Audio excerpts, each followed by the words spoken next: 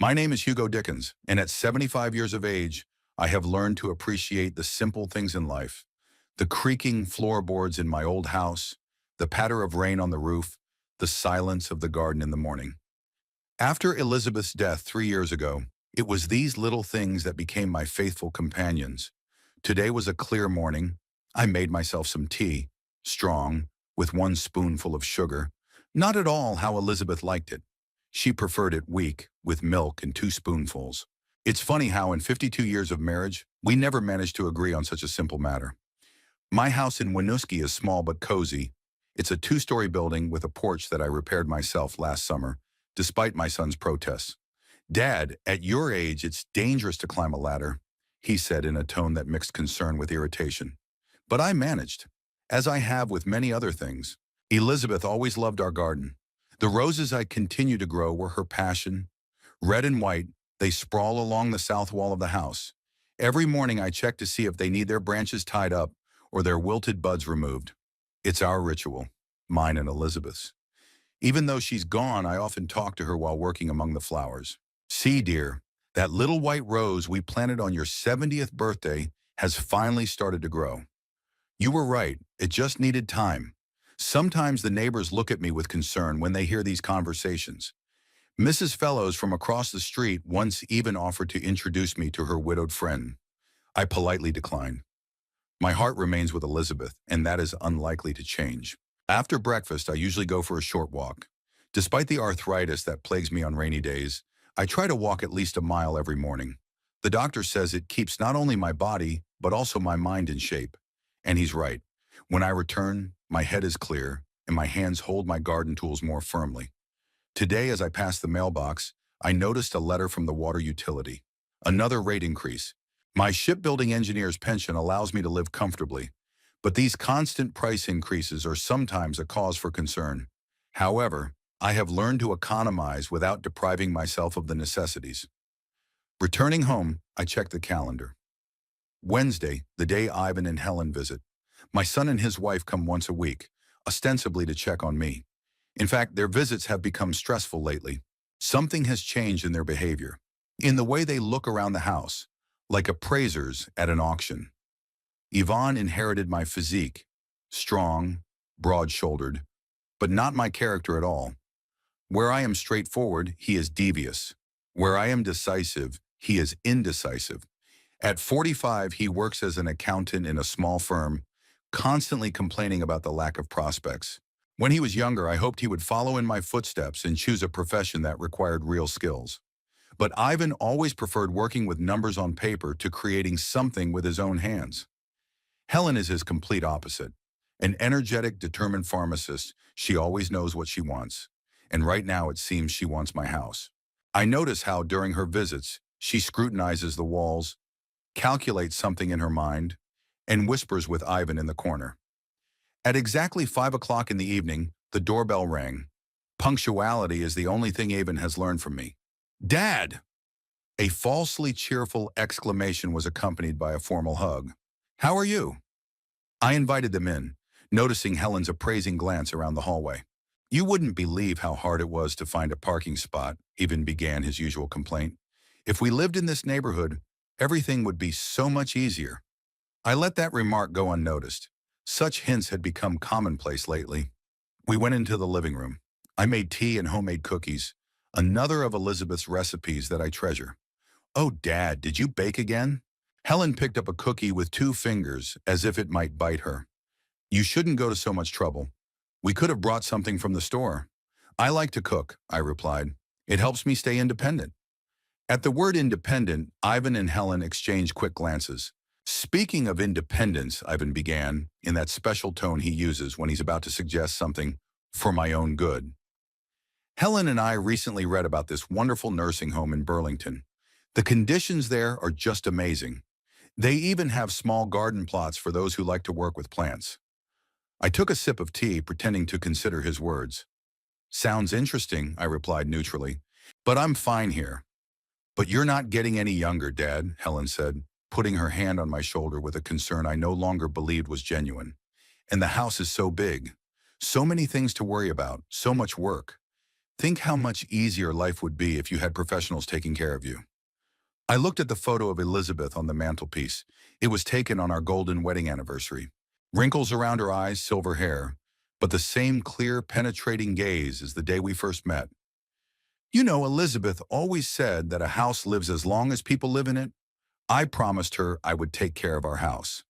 But Mom would understand, Ivan gently objected. She would want you to be safe. I noticed Helen get up and start pacing around the room, stopping at the antique secretary desk I had inherited from my father. What a beautiful piece, she said, running her finger over the polished surface. Have you ever thought about passing some of the family heirlooms on to the next generation? While you can still enjoy seeing them being used? You mean you and Ivan? I couldn't help but smile slightly. You have a completely different style in your apartment. Modern minimalism, if I'm not mistaken. Helen blushed slightly. Well, we could, redecorate our interior if we had a permanent home instead of a rented apartment. That's what it is. I had long suspected that their sudden concern was not so much about my well-being as it was about their own plans. How's the house hunt going? I asked, pretending not to understand the hints. You said you were going to take out a mortgage this year? Ivan and Helen exchanged nervous glances. Well, there have been some complications, Ivan muttered. The bank is asking for a larger down payment than we expected. And real estate prices are only going up, Helen added. Every month we delay costs us thousands of dollars. I nodded sympathetically, though inside I was growing irritated. Instead of solving their own problems, they seemed to have decided it would be easier to send me to a nursing home and take possession of my house. By the way, have you thought about updating your will? Helen asked casually as she returned to the table. Just so everything is in order if, well, you know, if I suddenly kick the bucket. I deliberately used a crude expression to see their reaction. Helen flinched and Yvonne choked on his tea. Don't worry, my will is in perfect order. I didn't bother to mention that I had actually visited a notary last week and updated my documents, but not in the way they probably hoped. The rest of the evening was spent in tense conversation. Ivan talked about work, about colleagues I had never met, about problems that seemed contrived to me. Helen shared gossip from the pharmacy where she worked, about customers and their amusing habits. I listened with half an ear, watching their eyes return again and again to the things in my house, the antique clock on the wall, the collection of seashells that Elizabeth and I had gathered over the years, the paintings by local artists. When they finally got ready to leave, I was relieved to walk them to the door. We'll leave these brochures with you, Helen said, pulling glossy nursing home brochures out of her purse. Just look through them at your leisure. No pressure. But I felt the pressure distinctly. It was in their voices, their looks, in the way Ivan patted me on the shoulder a little harder than necessary. See you next Wednesday, Dad. Take care. Closing the door behind them, I leaned against it and took a deep breath. The silence of the house enveloped me, calming me. I walked over to the fireplace and picked up a photo of Elizabeth. You should have seen them today, dear. They were circling like vultures. I traced my finger over her smiling face in the picture. Don't worry, I won't let them take our house so easily. Helen's brochures went into the trash can. I sat down in my favorite chair and began to think about the situation. Something told me that Ivan and Helen's visits would become even more insistent in the near future. Their financial situation was apparently worse than they admitted, and my house, not just a building with a garden, but a valuable asset in a good neighborhood, was becoming an increasingly attractive target for them. I had no illusions about my age. At 75, many of my peers already needed constant help, but I was not one of them. Good health, a clear mind, and a desire to remain independent. That's what set me apart, and I wasn't going to let my son and daughter-in-law decide my fate for their own benefit. Glancing at my watch, I noted that it was time to take my blood pressure medication. My daily routine helped me stay healthy. Elizabeth always reminded me of these things, but now I did it myself. Reliability and discipline, qualities I valued in my work as a naval architect, now helped me in my daily life. Before going to bed, I walked around the house once more, checking the locks on the doors and windows. Another habit left over from my time at the shipyard, where safety was paramount. In the bedroom, I stopped at the dresser with photos. Our wedding, Ivan's birth, a vacation on the Maine coast, Ivan's graduation, Moments when we were a real family, not just a group of people connected by formal ties and material interests. As I lay down in bed, I recalled today's visit and the small but telling details. How Helen measured the size of the living room with her eyes, how Ivan asked about the heating bills, as if calculating future expenses. They were not skilled actors, and their true intentions showed through their mask of concern. Well, I thought, turning off the light, if they want to play this game, they should remember that I'm playing too, and I have much more experience than they think. The morning was cloudy. I watched gray clouds gather over Winooski, heralding rain. This kind of weather always reminded me of the sea, of the long months on ships when the sky and water merged into a single leaden mass. Strangely, it was on days like these that I felt my loneliness most acutely. The mailman brought a letter from my sister Agnes. Unlike Yvonne and me, my sister and I had maintained a warm relationship despite the distance. She lived in a neighboring state, and we exchanged letters every month. Like me, Agnes did not recognize email, preferring the feel of paper and ink under her fingers. The envelope was unusually heavy. Inside was a long letter and several photographs. I settled into a chair by the window and began to read. Dear Hugo, it is with a heavy heart that I inform you that Robert left us last Thursday. It happened in his sleep, quietly and painlessly, just as he wanted. I put the letter down for a moment. Robert, Agnes's husband, was a good man. We were never particularly close, but I respected him for his devotion to my sister and for his quiet wisdom. Now Agnes is alone, just as I was 3 years ago. The house seems so empty without him. 48 years together, and suddenly, silence. Sometimes I wake up at night and listen for his breathing out of habit, and then I remember a familiar feeling. How many times have I woken up, reaching out to the empty half of the bed, expecting to find Elizabeth there? The children have offered to take me in, but you know how much I value my independence. However, the loneliness sometimes becomes unbearable. How are you coping, Hugo?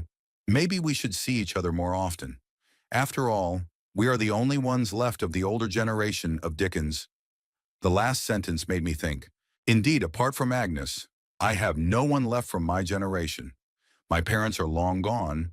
My childhood friends are scattered across the country or have also left this world. Only Ivan remains, the only child Elizabeth gave me after several years of trying. I put the letter aside and looked at the accompanying photographs. Agnes in front of her garden, Robert next to her, still full of life, and a group photo with their children and grandchildren last Christmas, a large, happy family. Unlike Agnes, I had no grandchildren. Ivan and Helen had decided not to have children, focusing on their careers instead. There's still time, they said. But the years passed and their decision remained unchanged. Sometimes I wondered if my difficult relationship with my son had influenced them. Perhaps he was afraid of repeating my mistakes. The ringing of the phone interrupted my thoughts. It was Helen. Hugo, how are you feeling today? Her voice sounded concerned, but something in her tone seemed false. I'm fine, Helen. What brings you here? Ivan and I were thinking of stopping by tonight, if you don't mind. Ivan has some papers he'd like to discuss with you. Papers? I tensed up. What kind of papers? Oh, nothing serious. Just some financial matters. We'll be there around 6, okay? Without waiting for my agreement, she said goodbye. I hung up with an unpleasant feeling. Their visits were becoming more frequent and insistent. Instead of their usual weekly visit on Wednesdays, they now came 2 or 3 times a week, each time with new questions and concerns. At 6 o'clock in the evening, they appeared at the door. Ivan was holding a leather folder, and Helen was holding a bag from the supermarket. We brought dinner, she announced as she walked into the kitchen. We thought you shouldn't have to bother with cooking. I watched silently as she unpacked the semi-prepared meals, mashed potatoes that only needed to be reheated, fried chicken from the deli, canned vegetables. Nothing like the home-cooked meals I prepared for myself every day. You know I prefer to cook for myself, I remarked. Oh, Dad, don't start, Ivan interjected, laying out papers on the table. Helen just wanted to help. I didn't argue, but I noted to myself how they were trying to control even such small things as my dinner. So what papers did you want to discuss? Ivan looked a little nervous. Well, Helen and I were thinking, Considering your age and all, maybe we should draw up a power of attorney in case you, well, can't make decisions on your own. Power of attorney? I tried to keep my voice calm. And who do you suggest we make it out to? Yourself, I suppose. Well, that would be logical, Helen interjected, placing plates on the table. We're your family, Hugo. Who else can you trust? Anyone but you, I thought, but said aloud, I'll think about it. But for now, I am fully capable and can make my own decisions. Of course, Ivan quickly agreed. It's just better to be prepared in advance than to have to deal with problems in a hurry later. After dinner, which I barely touched, Yvonne suggested that we inspect the house for safety. I reluctantly agreed, and we began our tour on the upper floor. These railings on the stairs look unsafe, Ivan remarked, vigorously shaking the perfectly sturdy structure. They've been here for 50 years and will last another 50, I retorted. In the bedroom, Helen opened the closet and began sorting through Elizabeth's things, which I hadn't brought myself to give away. Oh, there's so much here, she exclaimed with exaggerated surprise. Maybe we should get rid of the excess. So many unnecessary things just collect dust. I silently closed the closet door, almost pinching her fingers. In the living room, Ivan stopped in front of the fireplace. Did you know that fireplaces are considered a fire hazard? Especially in old houses. Maybe we should block it off and install an electric heater? This fireplace is the heart of the house, I replied, and I know how to use it safely. But there's still a risk, he insisted. What if you forget to close the damper, or fall asleep while the fire is still burning? I looked at my son and didn't recognize him. When did he become so calculating, so cold? Or had he always been this way, and I just hadn't noticed? I think the inspection is complete, I said firmly. Thank you for your concern, but I'm perfectly capable of handling this myself. They left around 9, leaving a power of attorney on the table for you to consider. As soon as the door closed behind them, I folded the document and put it in a desk drawer. Without even reading it, I knew I wouldn't sign it. The next few days passed relatively calmly. I replied to Agnes's letter, expressed my condolences, and hinted that maybe we really should see each other more often. I worked in the garden, read, and did some minor repairs around the house, and then, on Saturday morning, they showed up again. This time without warning. We were driving by and decided to drop in, Helen explained, walking into the house without an invitation. Oh, you're still having breakfast? Sorry for intruding. She spoke apologetically, but her eyes were already scanning the kitchen, noting the dishes in the sink and the uncleared table. We can come back later, Ivan suggested, but it was clear they weren't going anywhere. No, it's fine, I sighed. Tea, coffee? Don't worry. Helen was already opening the cupboards, taking out cups. I'll do everything myself. You sit down. I watched her bustle about my kitchen, rearranging things, commenting on outdated appliances, suggesting updating the interior. After tea, they offered to help with the cleaning. Helen took on the living room and Ivan began sorting through the books on the shelves, supposedly to dust them. I noticed him take out one of my most valuable books, the first edition of a maritime encyclopedia, a gift from my colleagues at the shipyard. This old thing is probably just taking up space, he said, casually flipping through the pages. Maybe we should give it to the library. I silently took the book from him and put it back in its place. Their persistence was beginning to seriously alarm me. Before leaving, they lingered in the hallway. I overheard their conversation as I was taking the cups to the kitchen. The landlord said he'll raise the rent by another $200 next month, Helen said in a hushed voice. We're barely making ends meet now. I know, Ivan replied with a note of despair. And the bank turned down our mortgage again. They said our credit rating isn't high enough. Maybe we should ask your father. He'll never agree. You know how stubborn he is. Then we need to be more decisive with that plan. Otherwise, we'll be out on the street in 6 months. I froze, holding the cups in my hands. That plan. Obviously, they were talking about the nursing home and my house. Their financial situation was worse than I had thought, and that made them even more dangerous. When I returned to the hallway, they were already putting on fake smiles. Well, we're going, Dad, said Ivan. See you next week. Don't forget to think about the power of attorney. After they left, I sat down in a chair, trying to collect my thoughts. Agnes's letter was still lying on the table nearby. I reread the last lines. In the end, we are all we have left of the old Dickens generation. Maybe that was the answer. Maybe instead of clinging to a house full of memories, it was worth starting a new chapter with my sister. I picked up the phone and dialed her number. We had a lot to talk about. Talking to Agnes gave me a strange sense of calm. We talked for almost an hour, reminiscing about the past and sharing our current concerns. Her voice, so similar to our mother's, had a calming effect. We agreed that I would come visit her for a few days, just to see how we would get along together. No obligations, just a visit. After the call, I felt more confident. At least I had a backup plan, something Ivan and Helen didn't suspect. My son and daughter-in-law's visit on Wednesday was no different from the previous ones. The same questions about my health, the same hints about making life easier, the same appraising glances at the furniture and walls. I let most of what they said go in one ear and out the other, thinking about my upcoming trip to Agnes's. Perhaps it was my distraction that caused them to let their guard down. On Friday evening, they appeared at the door again, this time with a bottle of wine and Chinese takeout. "A little family dinner," Helen announced, placing the boxes on the table. "We so rarely get to spend time together." 3 times a week is rare, I wanted to ask, but kept quiet. Something about their behavior alarmed me. They were too lively, too friendly. Even brought me the latest issue of a shipbuilding magazine, even though I didn't remember ever mentioning my interest in the subject in recent years.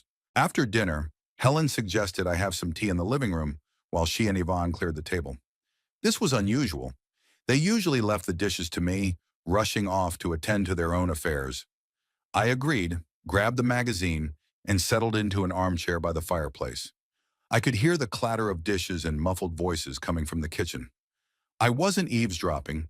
It just so happened that the acoustics in the house were always excellent, especially when the door between the kitchen and the dining room was open, and part of the living room was clearly visible from the dining room. They couldn't see me, but I could hear every word. "I'm not sure he'll sign," Ivan said, judging by the sounds as he stacked the dishes in the sink. "Did you see the look on his face when you mentioned the nursing home last time?" "We were too pushy then," Helen replied. "We need to be more subtle, emphasize his vulnerability, hint at the dangers of living alone." "Do you think it will work? Dad has always been stubborn." "We have no choice." Helen's voice became harder. "Either he moves into a nursing home, or we'll be out on the street in 3 months. Have you seen the latest notice from the landlord? He won't renew the lease. He wants to sell the apartment." There was a pause. I could almost see Ivan nervously rubbing his neck, his characteristic gesture in moments of stress. "All right," he finally said. "I'll put Dad in a nursing home. But how can I convince him to sign the papers? He's not stupid." Those words hit me like a slap in the face. "I'll put my father in a nursing home. Not I'll suggest that my father move, not I'll advise my father to consider the option, but I'll put him, like a useless thing, like an old car in a junkyard." "We have several options," Helen continued in a businesslike tone. "Sunny Valley is the cheapest, and insurance will cover almost all the costs. We'll only have to pay about $300 a month." "I've heard the conditions there are terrible," Ivan said, a hint of doubt in his voice. "What difference does it make?" Helen snorted. "The main thing is that we get to keep the house. We'll draw up a deed of gift before he moves in. The old man will sign if we play our cards right. What if he refuses? Then we'll have to go through the courts. We'll prove that he's incompetent. I have a doctor friend who can help with the paperwork." I felt the blood drain from my face. They were planning to have me declared incompetent? To take my house away through the courts? Was my own flesh and blood prepared to take such a step? "I'm not sure about the court," Ivan muttered. "It seems wrong." "And ending up on the street is right, in your opinion?" Helen asked sharply. "Or maybe you'll finally find a job with a decent salary? Or magically improve your credit rating so we can get a mortgage approved?" Another pause, then Ivan sighed heavily. "No, you're right. We have no choice." "Good. I'll call Sunny Valley tomorrow to find out more about the terms. You start gathering the documents for the house. As soon as he signs the papers, we can put it up for sale." "So soon? Maybe we should wait at least." "Wait for what? The sooner we sell, the sooner we'll solve our problems. Houses in this area sell for decent money. It will be enough for the down payment on the mortgage and for repairs in the new house." I heard the sound of running water. They were probably washing the dishes. A hurricane of emotions raged inside me. Shock from my son's betrayal. The pain of how easily they planned to take away everything I held dear. Disappointment in the person I had raised. And somewhere deep down, a strange feeling, similar to guilt. Maybe I really was a bad father. Maybe this cold calculation was just a response to my own coldness in the past. But there was no time to think about it. I had to pull myself together before they returned to the living room. I took a deep breath, opened the magazine to a random page, and tried to put on an indifferent expression. "Tea's ready, Dad," Helen called as she entered the living room with a tray. Her smile was perfect. A loving daughter-in-law caring for her elderly father-in-law.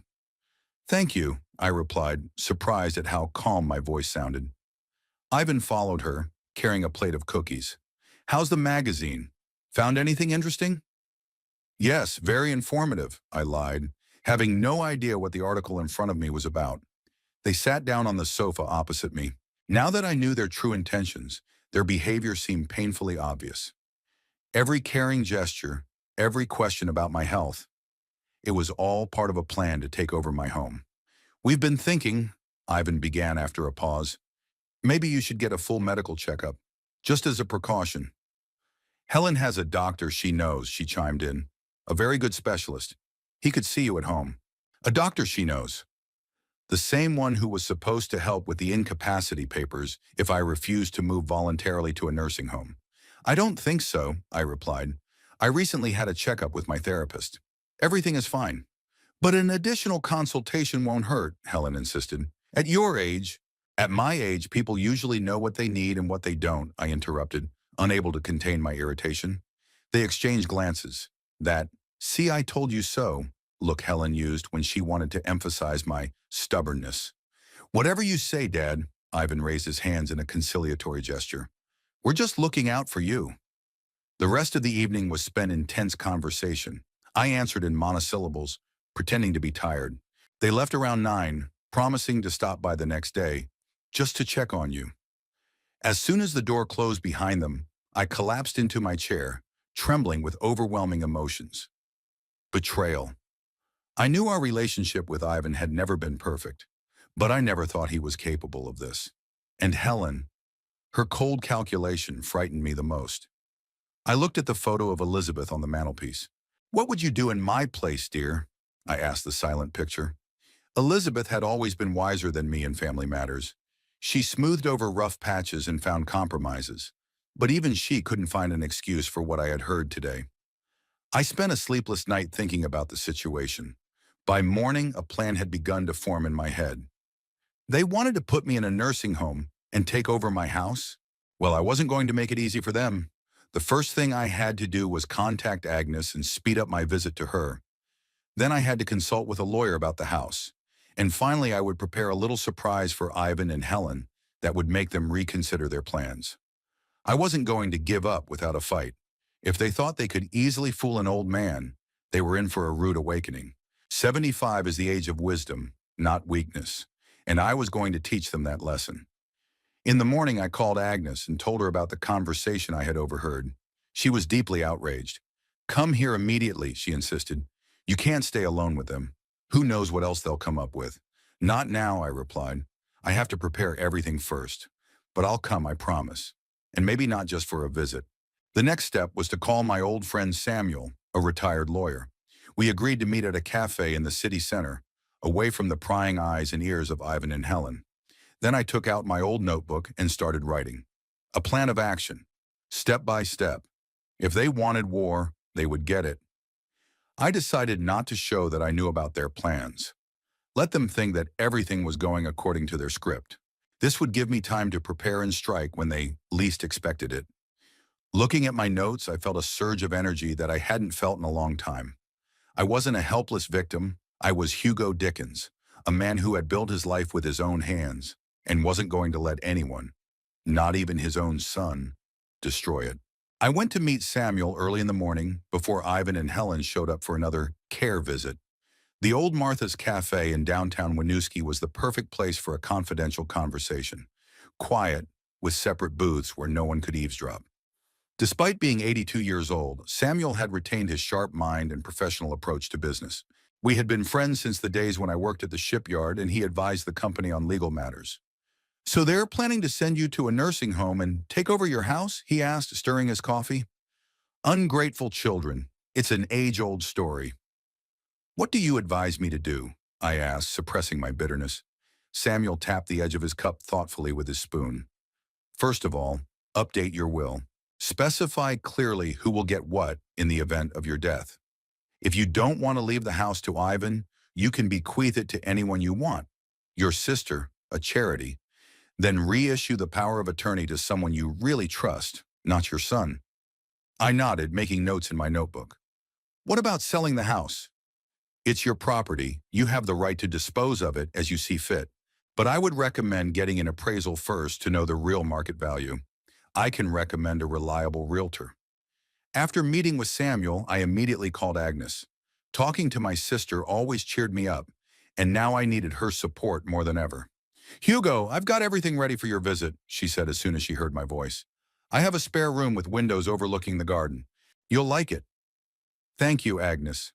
But I'm thinking about more than just a visit." I explained my plan to her, to sell the house, move in with her permanently, and start a new chapter of my life away from Ivan and Helen. "Are you sure?" she asked after a pause. "It's your home with so many memories." "A house is just a building," I replied, surprised at my own determination. "I'll take my memories with me. And here, there are too many ghosts of the past, and too much betrayal in the present."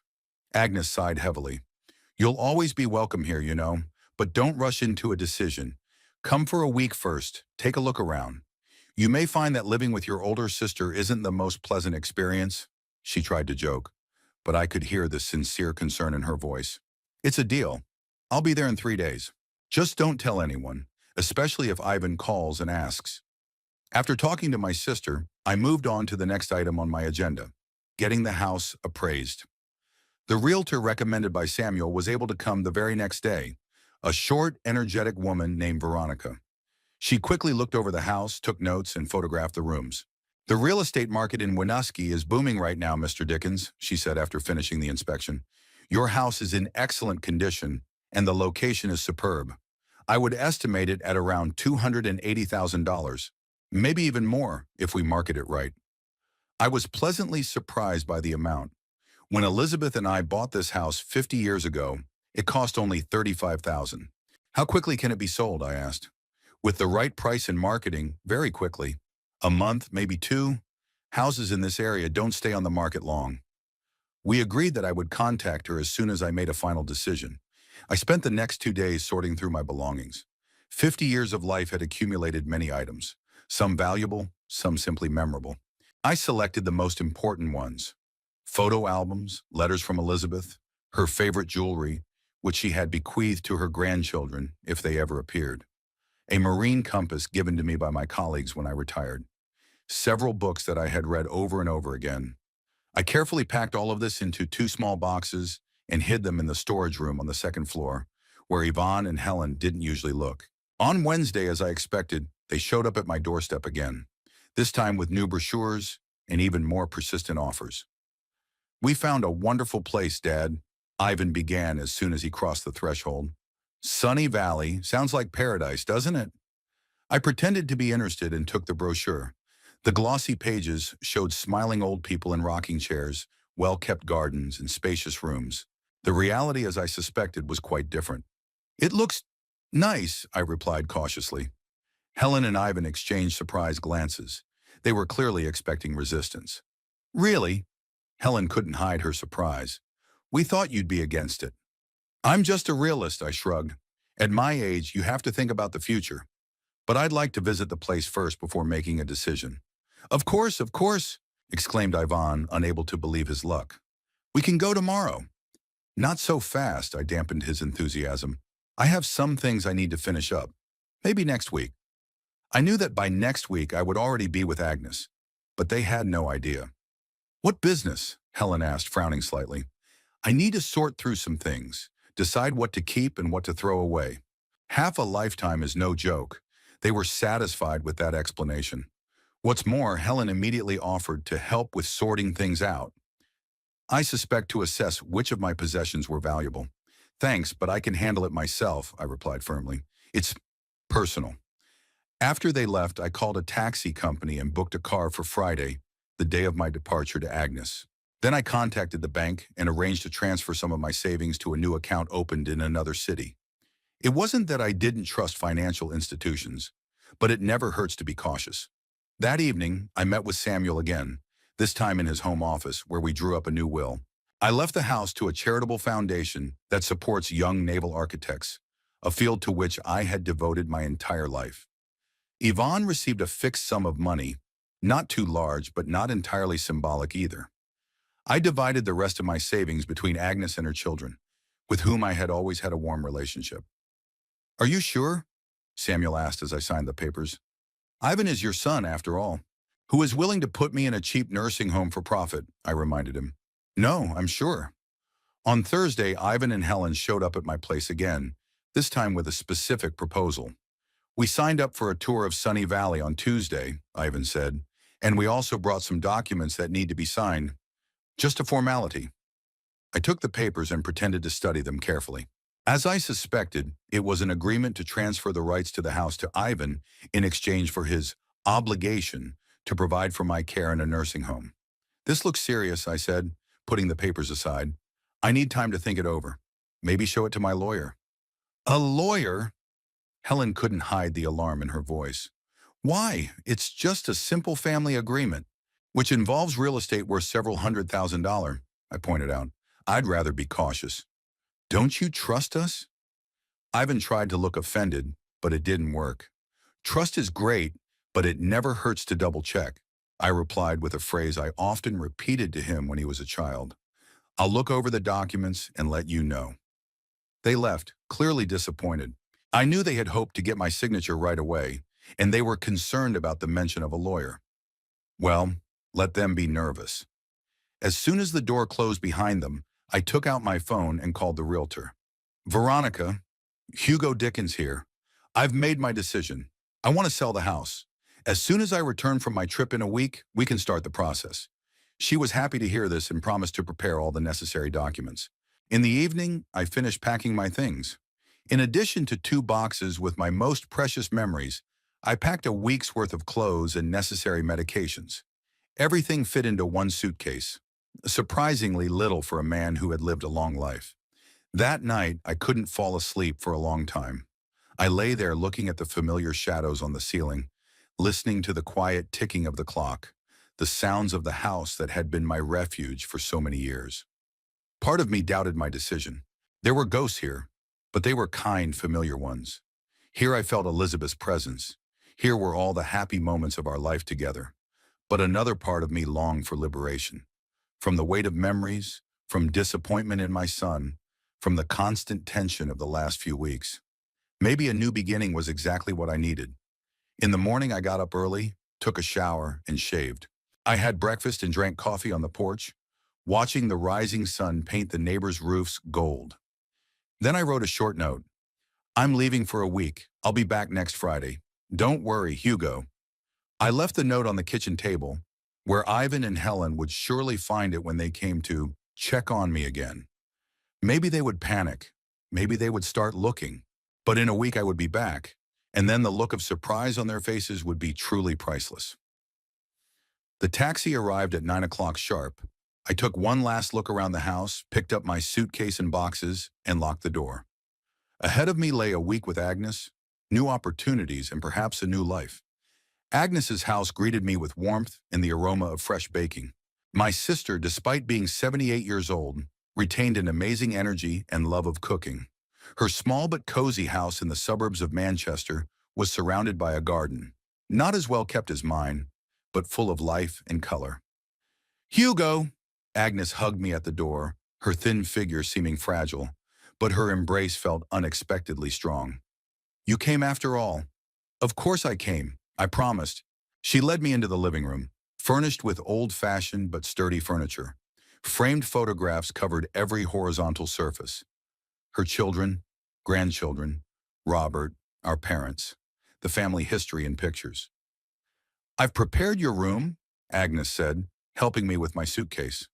It used to be Michael's room, but he took almost all his things with him when he moved out. It has a view of the garden, as I promised. The room was small but bright. A single bed, a chest of drawers, a desk by the window, and indeed a beautiful view of the garden with blooming dahlias and asters. "Perfect," I said sincerely. "Thank you, Agnes. Settle in, and I'll make some tea. We have a lot to talk about." Over tea and blueberry pie, which Agnes had baked especially for my arrival, we began our first real conversation in many years. Letters and phone calls can never replace live communication. "Tell me more about Ivan's plans," Agnes asked, pouring me some tea. "I still can't believe he's capable of such a thing." I recounted the conversation I had overheard, told her about Sun Valley and the documents they had tried to get me to sign. With every word, my sister's face grew darker. "Ungrateful boy," she muttered, shaking her head. "And you gave him everything. College, his first car, paid for his wedding." "Maybe I wasn't the best father," I sighed. After Elizabeth died, I thought about it a lot. Maybe I was too strict, too demanding. "Nonsense!" Agnes slammed her cup down on the saucer. "You were the best father you could be. And no matter what you did, nothing justifies his behavior now." We were silent, each lost in our own thoughts. "What are you planning to do next?" Agnes finally asked. "Are you seriously thinking of moving here?" "Yes," I nodded. "I've already contacted a real estate agent. The house can be sold quickly, especially in such a good neighborhood. The question is, will you take me in?" Agnes looked at me with gentle reproach. "You're my brother, Hugo. Of course I'll take you in. After Robert's death, the house feels so empty. And to be honest, sometimes I'm afraid to be alone." "What about your children? Won't they mind?" "My children have their own lives," Agnes shrugged. "Of course they care about me, but they all have their own families and jobs. Michael is in California. Laura is in Boston. They come for the holidays, they call every week. But it's not the same as having someone nearby." There was a sad truth in her words, familiar to any elderly person. Children grow up, move away, build their own lives. And although they love their parents, that love is expressed differently than it was in childhood. The next morning, Agnes showed me around the neighborhood.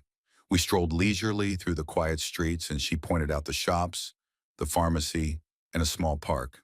The town was smaller than Winooski, quieter with less traffic, an ideal place for an elderly person.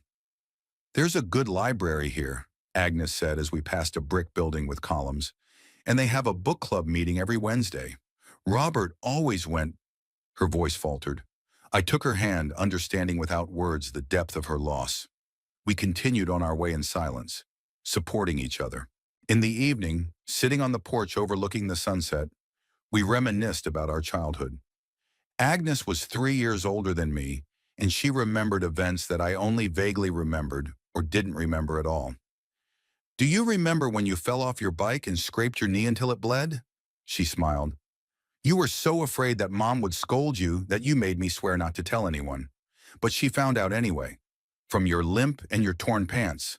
I shook my head, amazed at how many details of our shared history she remembered. "Do you remember our first fishing trip with Dad?" I asked. "When he showed us how to put a worm on a hook, and you cried because you felt sorry for the worm?" Agnes laughed. "Of course, after that, I only ever fished with artificial bait." We talked late into the night, reminiscing about our parents, our school years, our first loves. Memories, both bitter and sweet, bound us together more tightly than simple kinship. On the third day of my stay, I received my first phone call from Winooski. It was Mrs. Fellows, my neighbor. "Hugo, thank God I got through." Her voice sounded relieved. "Your son has been running himself ragged looking for you. He was even about to call the police." "Did he find my note?" I asked calmly. "Yes, but it didn't reassure him. He says you've never left like this before without telling him. And where have you been for a whole week?" "I'm visiting my sister," I replied without going into details. "I'm a grown man, Mrs. Fellows. I don't have to report to my son about my every move." Of course," she hastily agreed. "He just seems so worried. Even his wife seems to be beside herself." I smiled. I was sure they weren't worried about my well-being, but that I might find out about their plans and take action. "Tell Ivan that I'm fine, and I'll be back next Friday, as I promised in my note." After that conversation, I told Agnes about the call. They're panicking, she remarked with satisfaction, and rightly so. Let them suffer in uncertainty. The next day, Ivan himself called. I was helping Agnes in the garden when she came out on the porch with the cordless phone. It's your son, she said, handing me the phone. He sounds like he's having a heart attack. Dad, Ivan's voice was tense. Where are you? We're going crazy with worry. I left a note, I replied calmly. I'll be back in a week. Isn't that clear? But where did you go? With whom? Why didn't you tell us in advance? I'm visiting my sister. And why should I have told you? I'm not a child, Ivan. We were worried. His voice trembled. You've never done this before. People change, son, even at my age. There was a pause. I could almost see Ivan searching for words, trying to figure out what exactly I knew about his plans. What about the documents we discussed? And the visit to Sunny Valley? All that can wait until I get back, I said. Right now, I want to spend time with my sister, whom I haven't seen in several years. We could come to you, he suggested suddenly, to visit you and Aunt Agnes. No need, I said firmly. Agnes and I have a lot to do. We'll see each other when I get back. After that conversation, I felt a strange sense of satisfaction. For the first time in a long time, I was in control of the situation, rather than Ivan and Helen manipulating me. The days at Agnes's house passed at a leisurely pace, which I liked. In the morning, we had breakfast on the porch, then worked in the garden or walked around the neighborhood.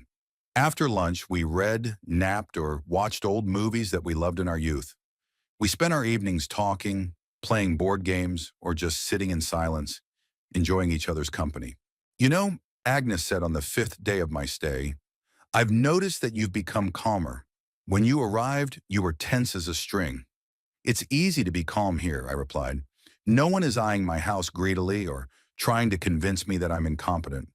Still, it's a shame what happened to Ivan, she sighed. He was such a sweet boy. He was, I agreed. I don't know where I went wrong in raising him. Maybe it's not you, Agnes said thoughtfully. People change under the influence of circumstances and their environment. Maybe it was Helen's influence or financial difficulties. That's no excuse, I shook my head. Financial difficulties don't give you the right to betray your own father. That evening, Mrs. Fellows called with more news. Your son and daughter-in-law come to your house every day, she said. Today they even looked in the windows. I almost called the police, thinking they were thieves. What are they looking for, I wonder? I asked, although I guessed they were checking to see if I had returned early. Who knows, but they seem very worried. Helen spoke to the postman yesterday and asked if you had received any special letters recently. So they suspect that I found out about their plans. They may even guess how. Thank you for the information, Mrs. Fellows. I appreciate your vigilance. The 6th day brought a decision that had been maturing in me since my arrival.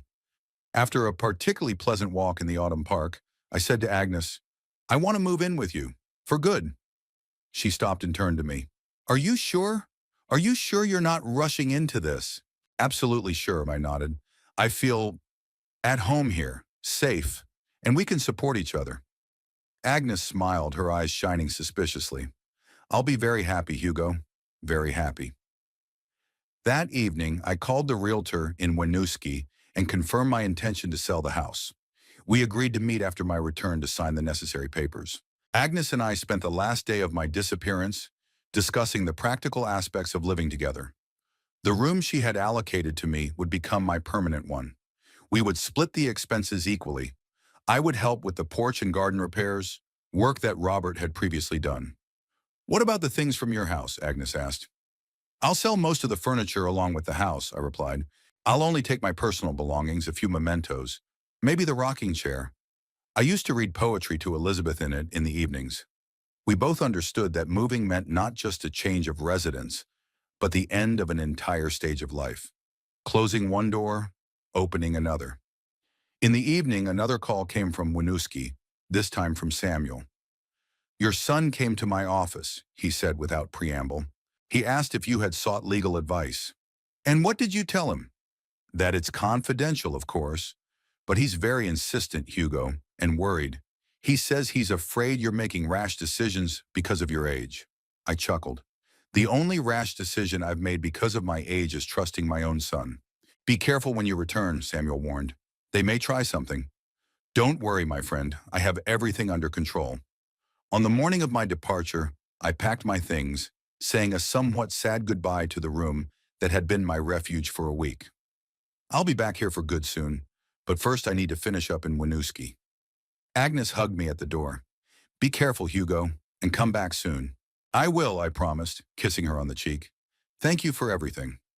A taxi took me to the bus station, from where I set off for Winooski, ready for the final confrontation with Ivan and Helen. They were waiting for me, unaware that their plans were about to collapse completely. Returning to Winooski was strange. After a week with Agnes, the city seemed noisy, bustling, and unfamiliar to me. The bus arrived on Friday at exactly 4 o'clock in the afternoon. I took a taxi and gave my address, mentally preparing myself for the upcoming confrontation. When the car stopped at my house, I noticed Ivan's car in the driveway. So they were already here. They were waiting for me. Maybe they had checked to see if I had returned early, or maybe they were just looking for some documents. Now it didn't matter. After paying the taxi driver, I took my small suitcase out of the trunk and walked slowly toward the house. The front door was unlocked, further confirmation that Yvonne and Helen were inside. I entered without knocking. After all, it was my house. I could hear voices coming from the kitchen. I put my suitcase in the hall and headed there. Maybe we should call the hospitals again, Helen said in a tense voice. We've already called them all, Ivan replied. If he's not there, then he's fine. He just decided to leave. But where? Why? I keep thinking, what if he found out about our plans? What if he suspected something? I stopped in the doorway. They were sitting at the kitchen table with their backs to me and didn't notice my arrival. Hello, I said calmly. They jumped up and turned around at the same time. Ivan's face turned pale, and Helen clutched her heart. Dad! Ivan exclaimed, jumping up. You're back! He made a move as if to hug me, but stopped when he saw the coldness in my eyes. Of course I'm back. I left a note saying I'd be back in a week. Helen also stood up, nervously fixing her hair. We were so worried, Hugo. You've never disappeared like this before. Really? I walked over to the table, pulled out a chair and sat down. I thought you'd be happy if I disappeared for good, especially if you got my house in the process. A heavy silence fell. Ivan and Helen exchanged quick glances. What do you mean, Dad? Ivan asked cautiously. No need to pretend. I looked him straight in the eye. I know everything about your plans, about Sunny Valley, about selling the house, about incapacity, everything. Helen turned even paler, and Ivan nervously licked his lips. You eavesdropped on our conversations? He asked. I didn't need to eavesdrop. You weren't particularly secretive. I'm putting my father in a nursing home, I quoted, looking Ivan in the eye. That's exactly what you said, right?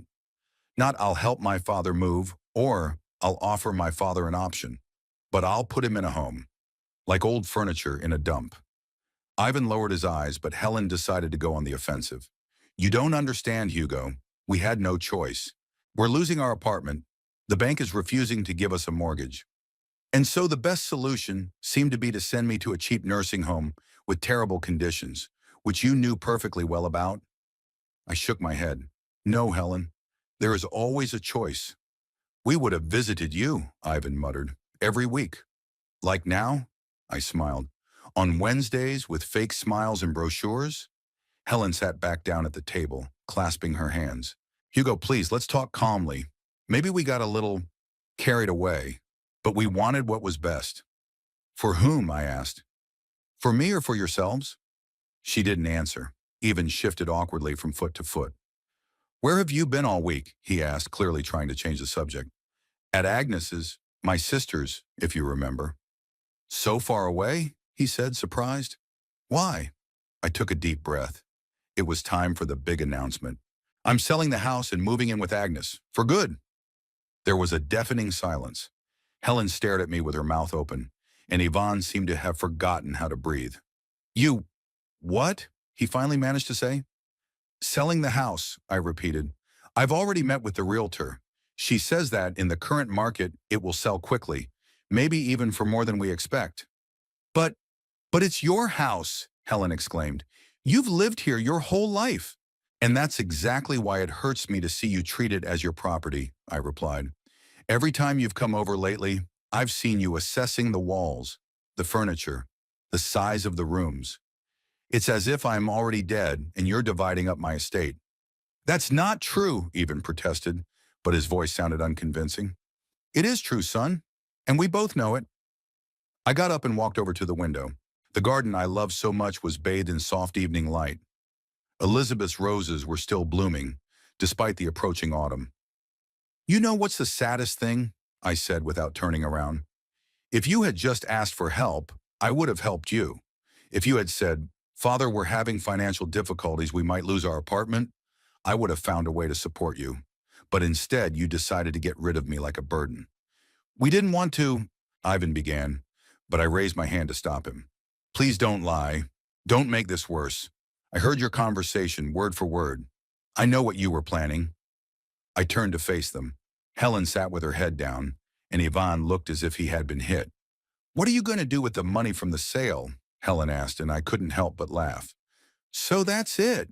That's what really bothers you. Not my well-being, not our relationship, but money. No, Don't bother, I interrupted. Part of the money will go toward renovating Agnes's house. Part will go to a fund to help young shipbuilding engineers. The rest will be my nest egg for my old age, which, by the way, I won't be spending in Sunny Valley. Ivan slumped heavily into a chair. What about us? He asked quietly. What will happen to us? What will happen to you? I shrugged. You're adults. You'll find better jobs, raise your credit ratings, take out mortgages. You'll live like everyone else. But we're your family, Ivan insisted. Your son, your daughter-in-law. A family doesn't do what you did, I replied firmly. A family doesn't betray each other. A family doesn't treat a loved one as a burden to be gotten rid of. We didn't mean to, Ivan began again. But you did, I interrupted. And that's what hurts the most. You know, I've been thinking a lot this week about our family, about where I went wrong as a father. Maybe I was too strict, too demanding. Maybe I didn't show my love enough. But whatever I did or didn't do, it doesn't justify your plans. Helen suddenly sobbed. We didn't realize how it would look to you. Really? I looked her straight in the eye. How was it supposed to look, Helen? You planned to send me to a place with horrible conditions, as Ivan said, just to get the house. You even considered having me declared incompetent by the court if I refused. She looked away, unable to meet my gaze. We panicked, she whispered, when the landlord said he wouldn't renew the lease. I understand the panic, I nodded, but I don't understand the calculation with which you approach my life. As soon as he signs the papers, we can put the house up for sale, I quoted Helen, without even waiting for me to settle into my new place. Silence fell. I saw Ivan and Helen exchange glances, clearly not knowing what to say. Well, I finally said, I don't think we have anything else to discuss. I'll spend the night here and go back to Agnes's tomorrow. I'll come back when I need to meet with the realtor. I'd appreciate it if you wouldn't bother me during that time. You can't just write us out of your life, Ivan said with a note of desperation. We're your family. I can, I replied calmly, and you've proven that this is exactly what I should do. What if we change? Helen asked. What if we prove that we've realized our mistake? I looked at her for a long time. Some things can't be fixed, Helen. Some words cannot be taken back. You have shown me what I am to you, a burden to be gotten rid of, and I cannot pretend that wasn't the case. Ivan stood up and came over to me. Dad, please, his voice trembled. Give us another chance. We'll fix everything. There's nothing to fix, I shook my head. Our relationship has been insincere for a long time. I just see it clearly now. I walked around him and headed for the door. I'm tired from the road. I'm going to rest. I'd appreciate it if you left. Without waiting for a response, I went upstairs to my bedroom. Closing the door, I sat down on the bed, suddenly feeling the full weight of the day. The confrontation had worn me out more than I had expected. But along with the fatigue came a strange sense of relief, as if a heavy burden had been lifted from my shoulders. Now that everything had been said, I could move on. I heard Yvonne and Helen talking quietly downstairs. Then the front door slammed. They were leaving. I went to the window and saw them getting into the car.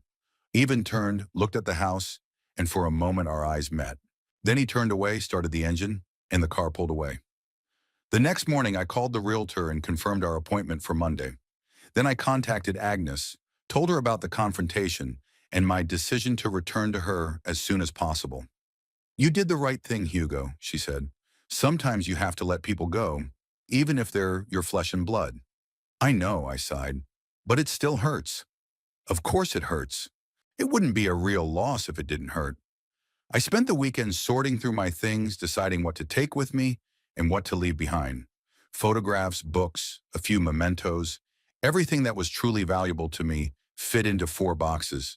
The rest could be sold along with the house. Even didn't call or come by. Perhaps he had nothing to say. Or more likely, he understood that no words would change my decision. On Monday, I met with the realtor, signed the necessary documents, and arranged for potential buyers to view the house. Veronica was confident that the house would sell quickly, perhaps even for more than the initial asking price. In the evening, I called Agnes again. "I'm coming back tomorrow," I said, "if the offer is still good." "Of course it's still good, silly," she laughed.